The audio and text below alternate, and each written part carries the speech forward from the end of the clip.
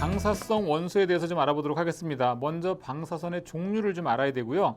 또 방사선의 작용으로 원소 붕괴 후에 원자보나 질량수를 계산하는 문제, 그 다음에 반감기 공식으로부터 반감기를 계산할 수 있는 정도, 이제 그 정도만 보시면 되겠습니다.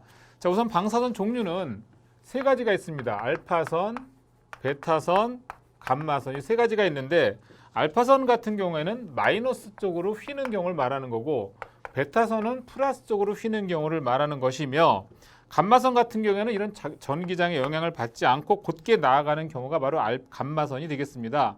자, 방사선의 작용으로서 일단 어떤 걸 우리가 예를 들 수 있냐면 투과력이 크고요. 사진 건판을 감광하고 공기를 대전시키고 또 물질에 에너지를 줌으로써 형광을 내게 하며, 자, 라듐 방사선은 오히려 위암 치료 이용된다라는 얘기인데, 자, 중요한 건 이렇게 알파선 같은 경우에는 붕괴가 되고 나면 자, 원자 번호, 그 다음에 질량수를 가지고 비교를 하자면 알파선은 원자 번호가 2개가 감소하고요. 질량수는 4가 감소하는 경우며, 베타선이라고 하는 것은 이제 그 붕괴하고 나면 원자 번호 하나가 증가하고 질량수 변화는 없고, 감마선은 당연히 아무런 변화가 없는 걸 말하는 거예요. 자, 투과작용으로 보자고 하면 알파선이 가장 작고요. 베타선이 그 다음으로 강하고 감마선이 가장 강하다. 이렇게 보시면 되겠습니다. 자, 우선 핵방정식을 한번 살펴보도록 할까요? 자, 우라늄이라고 하는 거, 우라늄은 92번이면서 238의 질량수를 가지고 있는 겁니다.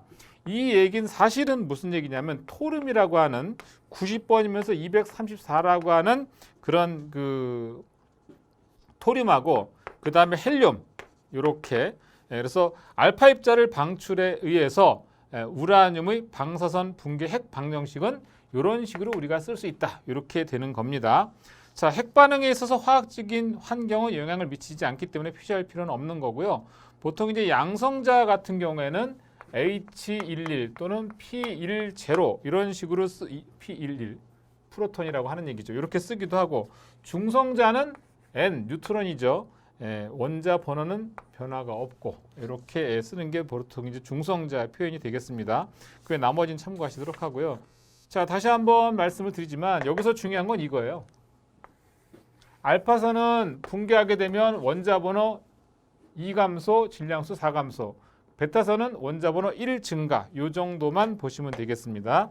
자, 그다음에 이제 반감기인데요. 반감기라고 하는 것은 우선 최후 질량 값을 보자면 최후 질량 값은 최초 질량에다가 2분의 1 T분의 T, 여기서 말하는 T가 바로 이제 반감기가 되는 거고, 이게 바로 경과 시간이 되겠습니다. 이건 암기해 주셔야 돼요. 자, 그래서 반감기를 구할 때는 이 공식을 가지고 구한다라는 거 보시고, 그 다음에 원자 에너지에 있어서 E라고 하는 것은 MC 제곱해서 생성되는 에너지는 질량 결손 값에다가 광속도의 제곱값을 곱해주게 되면 이제 원자 에너지를 구할 수 있다는 거죠. 자, 이렇게 간단한 게 말씀을 드렸는데, 여기서는 뭐 사실 그 제일 중요하게 보는 거라고는 금방 말씀드린 이런 알파선과 베타선 붕괴 후에 원자 번호와 질량수는 어떻게 변화가 일어나는지, 그다음에 반감기 구하는 공식, 이 두 가지 정도만 보시면 돼요. 그래서 여러분들께서 연습 문제나 예제를 통해서 이 두 가지 공식을 잘 활용할 수 있는 방법을 좀